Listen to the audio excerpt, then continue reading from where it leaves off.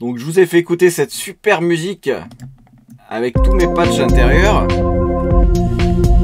Et le premier patch que je voulais, sur lequel je voulais retravailler, que je voulais faire avec vous, c'était celui-là, là, cette histoire de sidechain.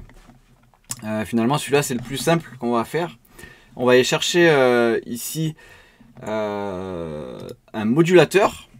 Alors ça, dans Live 11, c'est nouveau. Tout à l'heure, on m'a posé la question, est-ce qu'on va utiliser de nouvelles choses de Live 11 ? Oui. Et j'adore cette petite partie, là, modulateur. Ici, on peut retrouver LFO, Shaper. On va utiliser un Shaper avec un petit outil qui s'appelle Utility.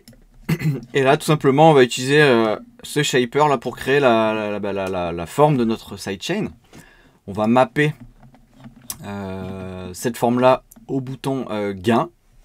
Alors ici, là, on voit que ça va de moins 30, enfin de moins de 0 dB à plus 30. On va le limiter à ce qu'il revienne à 0 dB ici. Pour ça, il faut mettre un petit 50% ici. Et là, on voit maintenant, ça s'arrête bien à 0 dB. Hop, ça, on va le racker. Comment on fait pour racker? On sélectionne les deux effets audio. On fait un clic droit. Et ici, on peut les grouper. Voilà. Et maintenant, ici, je vais avoir accès à mes macros. Alors là, dans Live 11, maintenant, on peut en mettre jusqu'à 16. Ça, c'est chouette. Et nous, ici, on va en utiliser que 2. On va en utiliser une pour la mount, le depth, en fait, de notre sidechain. Est-ce qu'il y a du sidechain ou est-ce qu'il n'y a pas de sidechain? Et pour la vitesse de notre sidechain. D'accord? Alors, je vais quand même mettre un petit son là pour qu'on entende ce qui se passe. Par exemple, je vais prendre un son de synthétiseur que je vais faire tourner en boucle. Ah non, bah oui, je peux pas faire ça. Il faut que je le mette sur une piste audio. Voilà.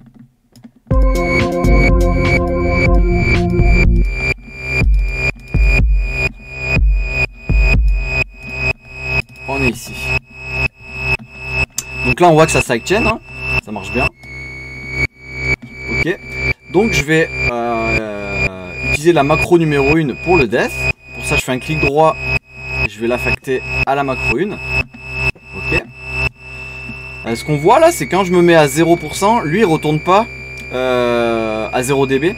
Ici, il faut que j'applique un petit offset en fait, soit à 100%.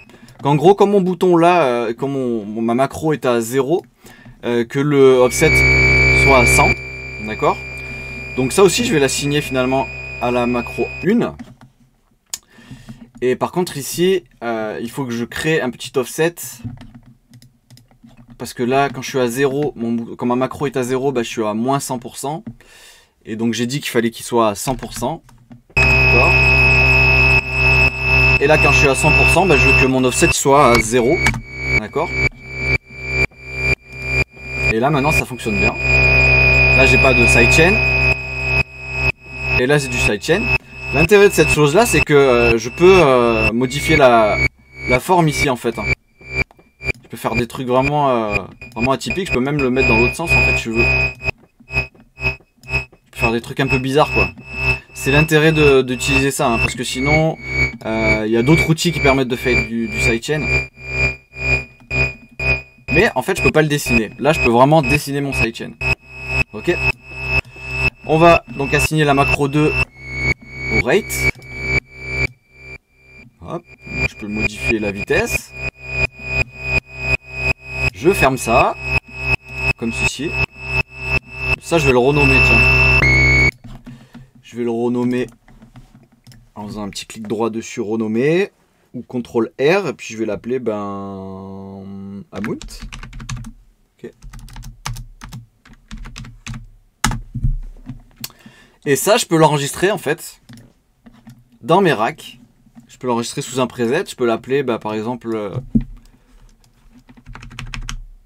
Moi, j'aime bien appeler mes racks à moi. J'aime bien les commencer par MD. Pour moi, je sais que c'est moi qui les ai fait. MD sidechain. Ok.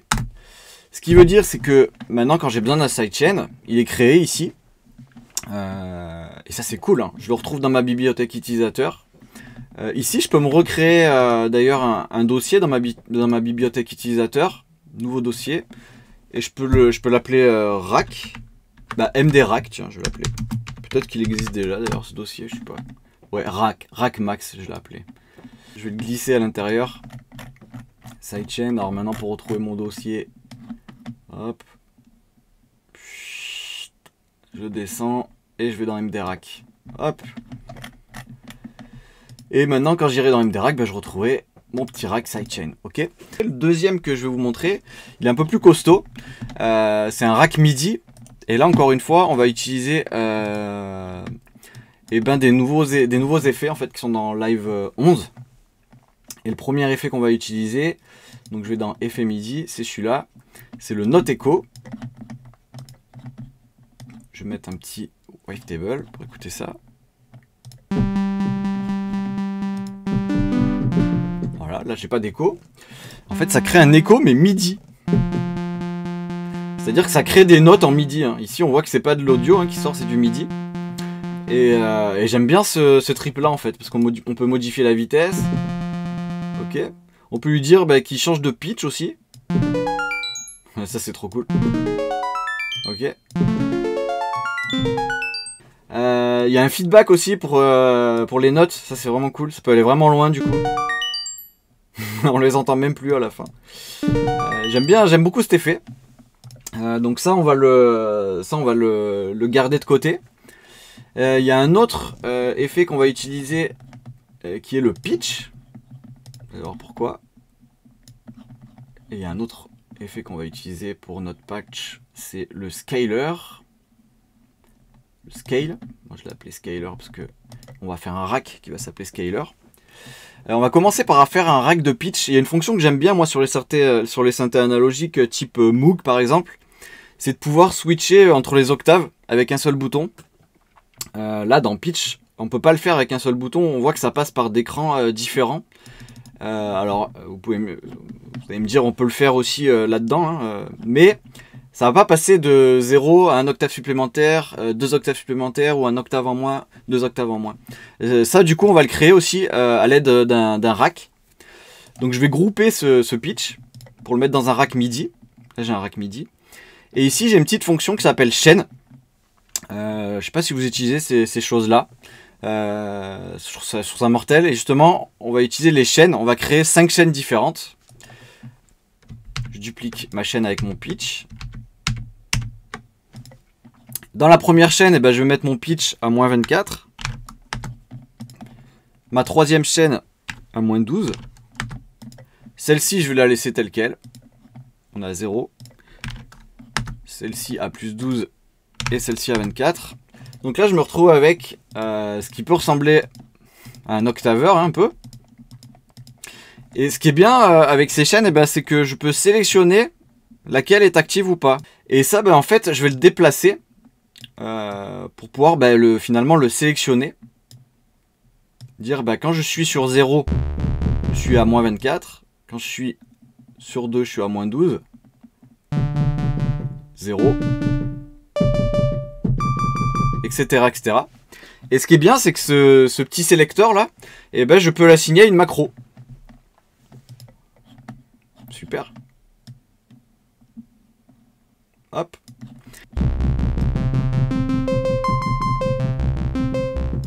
Ok. Ça, je peux tout fermer. Je me retrouve avec ma petite macro ici. J'ai pas besoin de voir le reste. Hein. Et évidemment, je vais l'enregistrer. MD.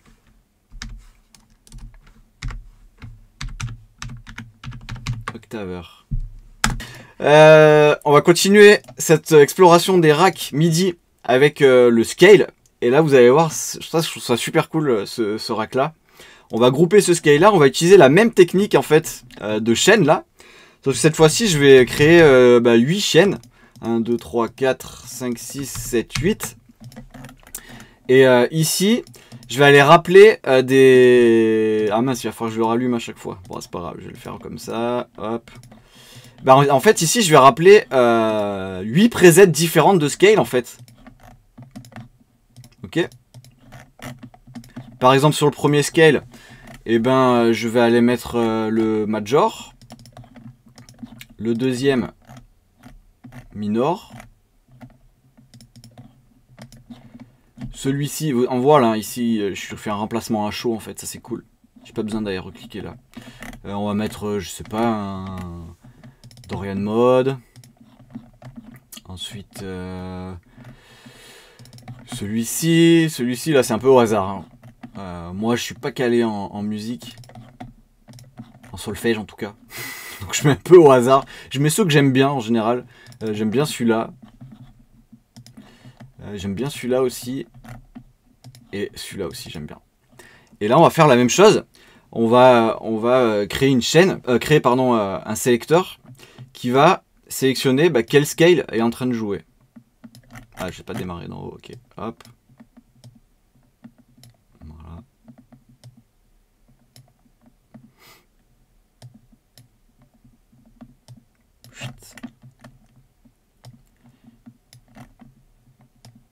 Ok. Et ça, je vais l'assigner à une macro. Je vais faire la même chose. Donc là, j'ai 7 positions. Donc je vais de 0 à 7. Ok. Et ça, je vais le renommer Scaler.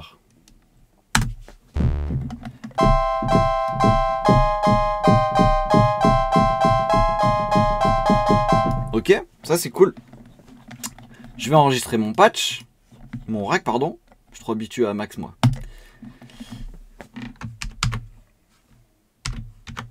Je l'appelle Scaler.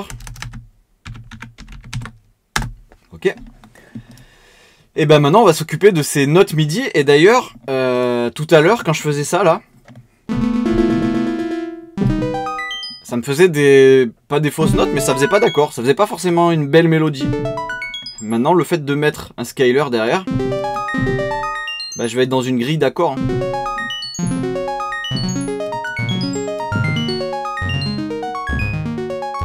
Ça commence déjà à devenir intéressant. Là j'ai changé la scale.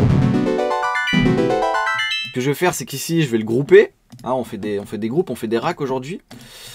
Et là je vais dupliquer plusieurs fois ce note echo. Et ce que je vais faire ici, c'est que je vais assigner à des macros le delay time par exemple. Là j'en ai mis 3 maintenant. Si je mets 3 delay time différents, ça a commencé à me créer une sacrée mélodie.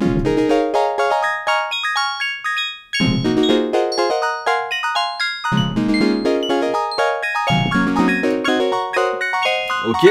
Donc pour éviter de cliquer sur ma... En fait c'est ça l'intérêt des macros et des racks et d'effets, c'est d'éviter de retourner dans ces chaînes là, d'aller cliquer sur celui-là, cliquer sur cette chaîne, etc., etc. On va assigner tout ça à des macros et du coup ce sera bien plus clair. Donc celui-ci, hop, on va assigner à la macro 1, celui-ci à la macro 2 et celui-ci à la macro 3. Ce qu'on va faire, c'est que ces petits pitchs aussi, on va les assigner à des macros. Par exemple, celui-ci, on va assigner à la macro 5 pour qu'il soit dessous. Le bit division correspond à ce pitch-là. Celui-ci à la macro 6, etc., etc. Et je vais assigner la macro 4 au delay, qui est ici, mais pour toutes les chaînes en fait. D'accord ? Pour ça, il suffit de faire cette petite option, la Map to All Ceiling. D'ailleurs, ça c'était une option qui était à cocher avant dans Live 10, c'était une option cachée. A priori, maintenant dans Live 11, elle y est d'office. Ça c'est cool. Mélanie, je pense que tu peux confirmer ce truc peut-être. Mais... Ouais, avant, il fallait l'écrire dans un petit fichier texte qui s'appelait option.txt. Ouais. Et maintenant, c'est vrai que c'est dedans. Maintenant, c'est dedans et c'est logique que ce soit dedans, quoi, je trouve. Quand même. Ouais. Et donc là, je me retrouve avec un bel effet, un beau générateur de notes.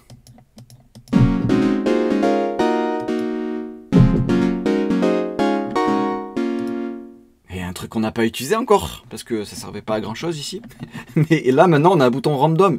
C'est-à-dire que quand je vais appuyer sur mon bouton random, ça va complètement me changer ma mélodie en fait. Il y a un autre truc que je voulais faire aussi, tiens, c'était les longueurs des notes. Créer des petits randoms sur des longueurs de notes, parce que là c'est tout le temps les mêmes longueurs de notes. Et pour ça, on va utiliser donc cet outil là qui s'appelle Note Length. Ok. Je vais grouper ceci. Et d'ailleurs, je vais lui ajouter un nouvel effet MIDI qui est en réalité un Max for Live qui s'appelle Expression Control. Petite subtilité, hein, c'est un Max for Live, je le sais parce que j'ai cette petite icône là. Ce qui veut dire que pour les gens qui aiment bien Max for Live, vous pouvez modifier complètement ce patch là. Et là ici, j'ai une petite option qui s'appelle Random et que j'aime bien, c'est-à-dire qu'à chaque fois que Expression Control reçoit une note, et ben il m'envoie une valeur random.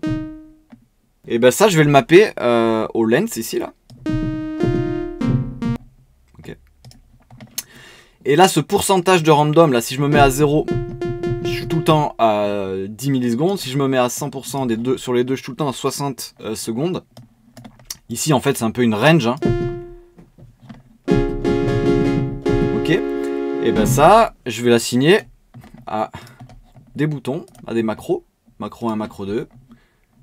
Hop. Et ici, je me retrouve avec une range de random de longueur de note, en fait, tout simplement. Hop. Ça, je vais l'enregistrer.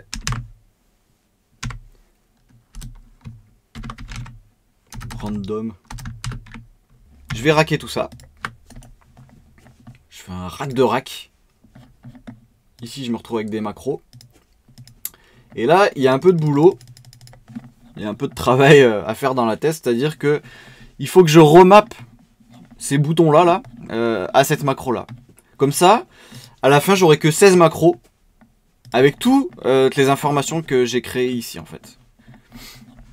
Alors, vous allez me dire, mais pourquoi tu veux faire ça? Simplement, quand on va être sur push, ça va être beaucoup plus clair de se retrouver avec ces 16 macros-là. Plutôt que d'avoir plusieurs racks avec plusieurs macros en fait à l'intérieur. C'est beaucoup plus clair et puis c'est surtout que là on va pouvoir mettre des couleurs par exemple. Et là on se retrouve avec un super méga effet de ouf.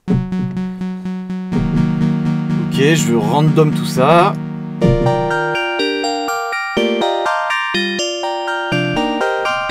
Donc là j'ai appuyé qu'une seule fois hein, sur 3 notes.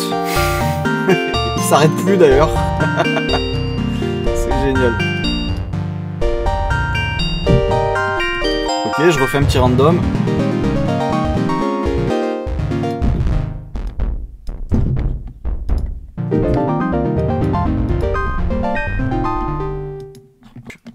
Je vais créer une nouvelle piste MIDI avec un sampler. Alors là, c'est peut-être une technique que certains ont déjà vue parce que on peut faire ça depuis super longtemps maintenant. Mais je voulais le remontrer parce que je trouve cette technique assez intéressante. Et alors, ce que je fais en général, c'est que j'enregistre des C2 ou des C3 de chaque preset que j'aime bien ou de chaque preset que j'ai fait. Donc là, c'est ce qu'il y a ici. Ok. Et en fait, je vais tout simplement recréer un instrument à partir de ces notes-là. Alors, c'est pas hyper précis, hein, mais en tout cas, on se retrouve avec des textures intéressantes.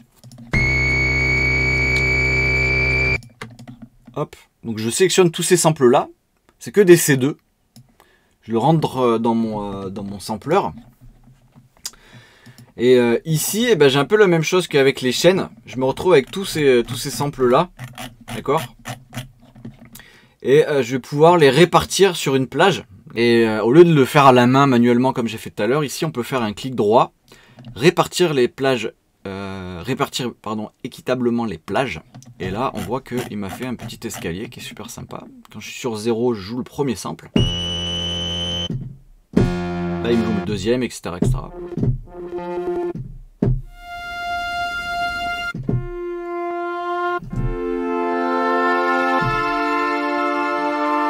Donc ça c'est super cool. Ce que je vais faire, c'est que je vais boucler tous ces samples là pour que quand je reste appuyé, ça me crée une boucle. Hein. Je vais mettre le mode boucle ici, le mode sustain, en sustain mode, je vais mettre en mode boucle, avant arrière. J'aime bien ce mode là. Il y a quelques samples qui démarrent pas directement, donc je vais décaler le sample start. Là je me le suis noté tout ça en préparant cette masterclass.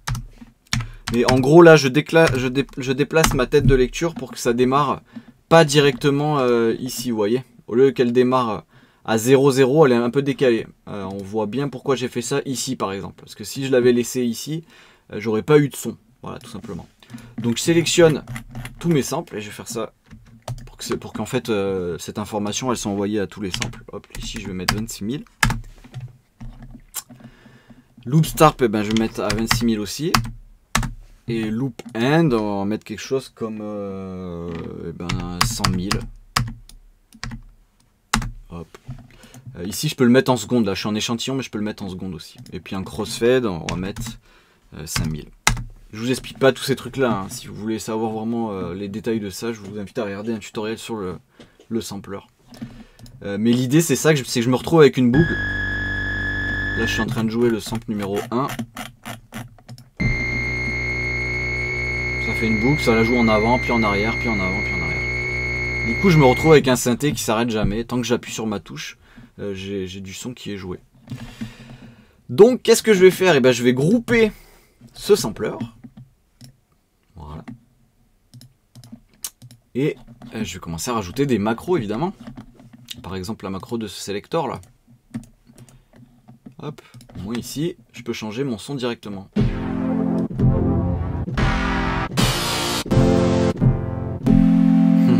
Super. Je vais ajouter une macro sur le filtre par exemple, c'est quelque chose qu'on utilise souvent. Donc je l'affecte à la macro 2. Oh, pardon. Voilà.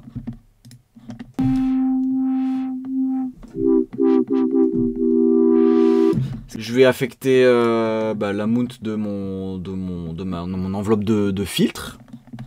D'ailleurs là je peux aller dans les moins. Moi ça m'intéresse pas, je vais aller de 0 à 72. Pour faire ça je clique sur map. J'ouvre ma petite fenêtre qui est ici. Et là je mets 0 à 72. Je vais assigner, qu'est-ce que je peux assigner? L'attaque et le decay de mon enveloppe de filtre. Ok. Et puis je vais assigner une vélocité. Est-ce qu'il y a de la vélocité ou est-ce qu'il n'y a pas de vélocité? Tiens d'ailleurs là je vois qu'il va falloir plus de macros parce que j'ai envie d'utiliser la DSR là. J'ai envie de la voir en macro. Ça je veux le voir. Hop là, ce putain il est là. Release. Voilà.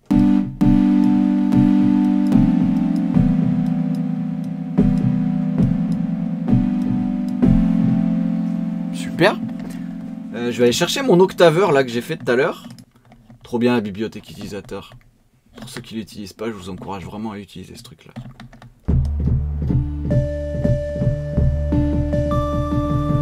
Hop.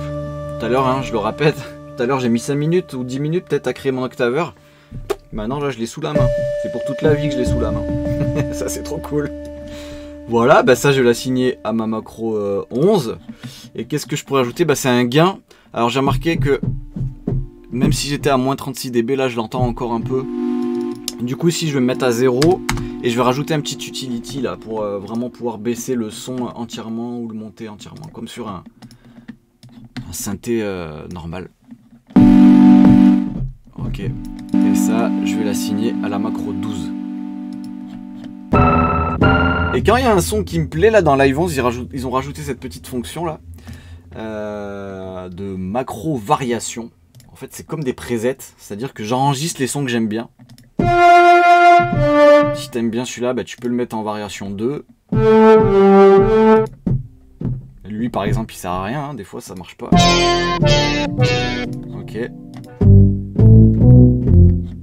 Super. Ouais, ça fait bien. Et ici je peux rappeler mes variations en fait.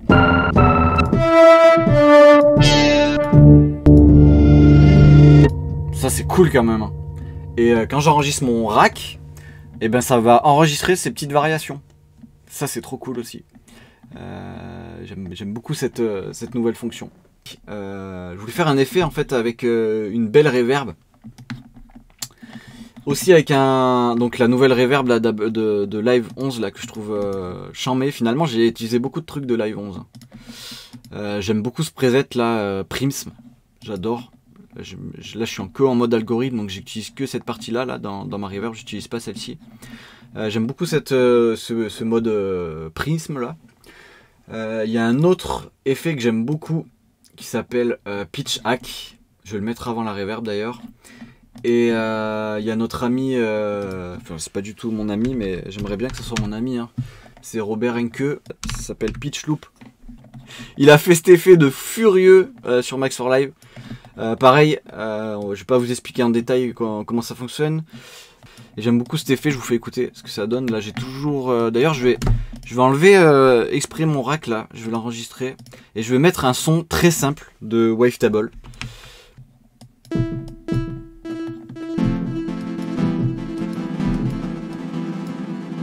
fait un genre de delay granulaire, j'adore. On peut même modifier le pitch.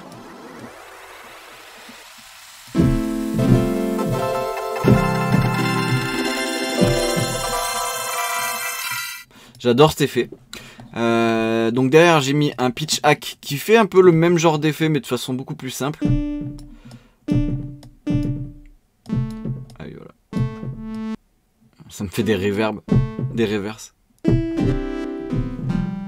Ok, là si je le mets à plus 12 ça fait ce même type d'effet là un peu grain là.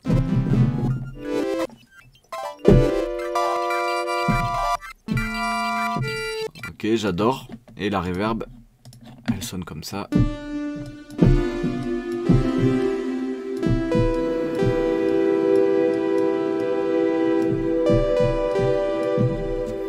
Et là vous allez voir que l'intérêt de faire un rack avec tous ces trucs là, c'est vraiment la randomisation là pour le coup. C'est pour ça que je vais tous les mettre dans un rack.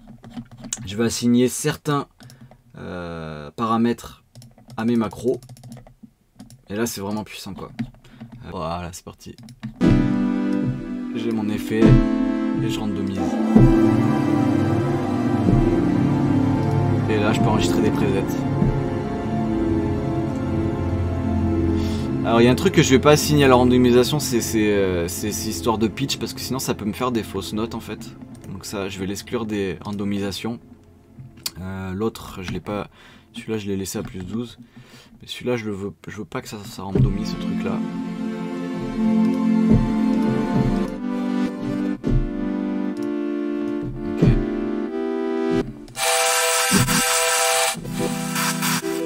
Vous voyez, tout à l'heure je vous disais qu'il fallait mettre un limiteur, je l'ai pas mis là. Je sais pas vous, mais moi je me suis fait mal aux oreilles. Dynamique limiteur. Heureusement il y en a un sur le master, mais je vais quand même en mettre un derrière là. En tout cas j'aime bien cet effet là, etc. Et là pour le coup, ça a peut-être plus de sens là du coup d'utiliser le Smooth Automator qu'on a vu tout à l'heure là, qui est dans ma bibliothèque utilisateur. Ok. Rack attack. Voilà. Là c'est un peu plus de sens déjà. Ouais, ça fait des super glides. C'est la reverb qui fait ça.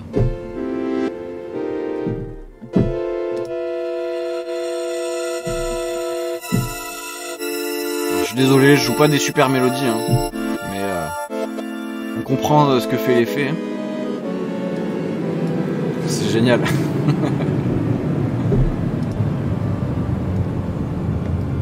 Ok.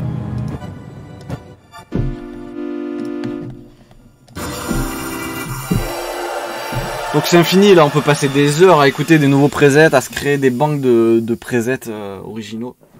Évidemment, j'ai mis ces effets là, mais évidemment, vous avez bien compris, vous pouvez mettre n'importe quel effet que vous le souhaitez, en fait, même des effets, des plugins VST que vous avez, que vous adorez. Évidemment, vous pouvez aussi les utiliser et les rajouter aux macros qui sont là. Et comme le disait Mélanie tout à l'heure, on en a 16. on en voudrait plus en fait. Parce qu'on voudrait randomiser plein de trucs comme ça. Mais c'est bien aussi d'être un peu dans cette contrainte là, d'en avoir que 16. Ça permet de choisir les plus intéressants. Et d'apprendre aussi à servir des objets, des effets en fait. Voilà pour cet effet de spatial un peu, hein, de reverb. On va prendre un effet qui est grave ancien mais qui est grave cool, c'est l'érosion. Ça va rajouter du noise.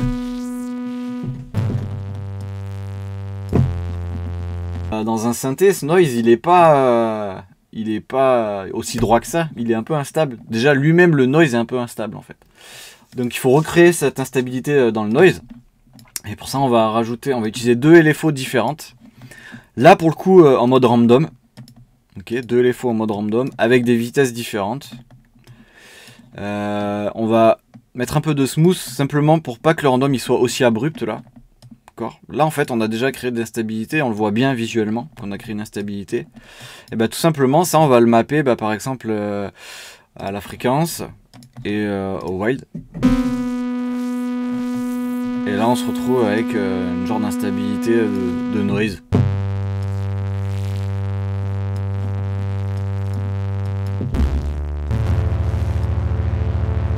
Ok, alors après il faut peut-être un peu régler ces trucs là. Ça a l'air pas mal comme ça. Ok. Qu'est-ce qu'on fait? On le groupe. Je pense que là, on va en manger du groupe. On en a bien mangé ce soir. On va assigner le rate, les 2 rates à 2 macros différentes. Et puis le mount ici. Ok, on se retrouve avec ceci. Là, j'en ai un qui sert à rien. Je peux pas en mettre 3. Ouais, c'est logique.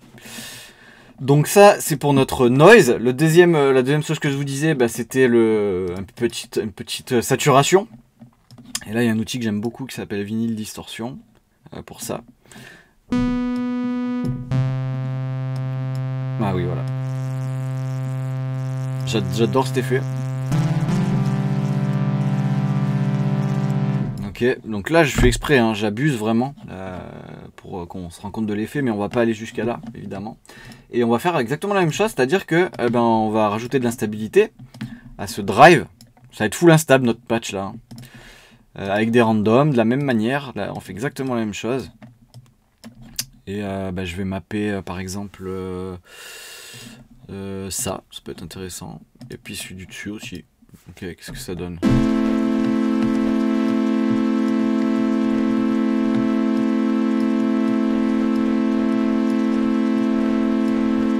Alors c'est très subtil, je suis pas sûr qu'on puisse l'entendre sur internet. Mais en tout cas chez moi ça fonctionne bien dans mon casque. Je pense que quand vous l'utiliserez vous verrez bien la différence. Ici je fais exactement la même chose. Je map. J'affecte au macro. Et le petit bouton drive. Ok. Il y a un truc, ça c'est pareil, c'est un petit truc dans cet effet là, ça peut créer ça peut faire de la gêne au niveau de la phase, en fait cet effet là quand il est en stéréo. Alors il y a 2 options, c'est soit on le met en mono, et dans ce cas là on n'a plus du tout de problème de phase, mais on perd un petit effet que j'aime bien moi dans la stéréo en fait. Soit derrière on met un petit utility avec cette fonction là, qui met tout ce qui est en dessous de par exemple 120 Hz, c'est correct, tout ce qui est en dessous de 120 Hz va être en mono en fait. Tout le reste va être en stéréo. Et du coup ça nous permet d'éviter ce petit problème de phase qui est dû à cet effet de vinyle distorsion là. Voilà. D'ailleurs ça je vais l'assigner à mon macro 4. C'est intéressant d'avoir ça. De dire à partir de quand je coupe la stéréo. Ça c'est cool. Et donc la dernière chose que je voulais rajouter, c'est l'instabilité de l'oscillateur. Alors on pourrait le faire ici en rajoutant une LFO dans le wavetable directement pour créer, c'est ce que je fais moi dans mes presets en général. J'aime bien faire ce petit trick là, rajouter un petit peu d'LFO sur le détune là, mais léger. Mais là je vais pas faire ça, je vais utiliser un effet audio pour faire ça qui s'appelle si je dis pas de bêtises, Chorus Ensemble. Et ici là on a l'option vibrato. Ok. Donc là il y a 2 choix, soit on le fait fonctionner en mode LFO, ce qui peut être cool. Faut que ça soit subtil cet effet, sinon ça devient vite cassette. Gros bordel. Mais en fait j'ai envie de rajouter de l'instabilité aussi sur le rate en fait. Ça fasse ce type d'effet un peu, justement un peu cassette abîmée quoi. J'aime bien ça. Donc là si vous avez bien suivi ce qui s'est passé avant, évidemment on va rajouter une autre LFO avec du random. et du smooth. Et ça, on va le mapper au rate, qui est ici. Ok. Et on va le faire tourner plus ou moins rapidement. Voilà. Et là, on a notre instabilité. Ok. Qu'est-ce qu'on fait, Mélanie? On le groupe. Et on va rajouter ce rate là à la macro 1 et ce mount là à la macro 2. Voilà. Et là, on se retrouve avec plein de racks qu'on va grouper. On peut randomiser du coup. Ça marche bien avec des sons mono.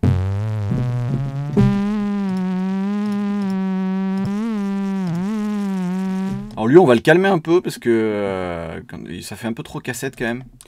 On va aller dans le map là ici, on va lui dire va pas jusqu'à 100% quand tu te randomises, s'il te plaît. Comment je fais là? Et ouais, le problème c'est que j'ai plein de boutons qui s'appellent Amount. Est-ce que c'est lui? Oui, c'est lui. Super. On va te brider jusqu'à 70%.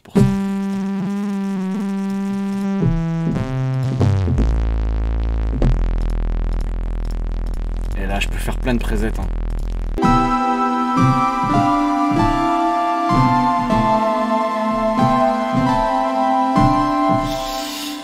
Si je vous montre pas ce truc-là, je vous mets au défi de me dire si c'est un vieux synthé analogue ou un synthé numérique. Quoi. Je vais peut-être pas faire des potes en disant ça, mais...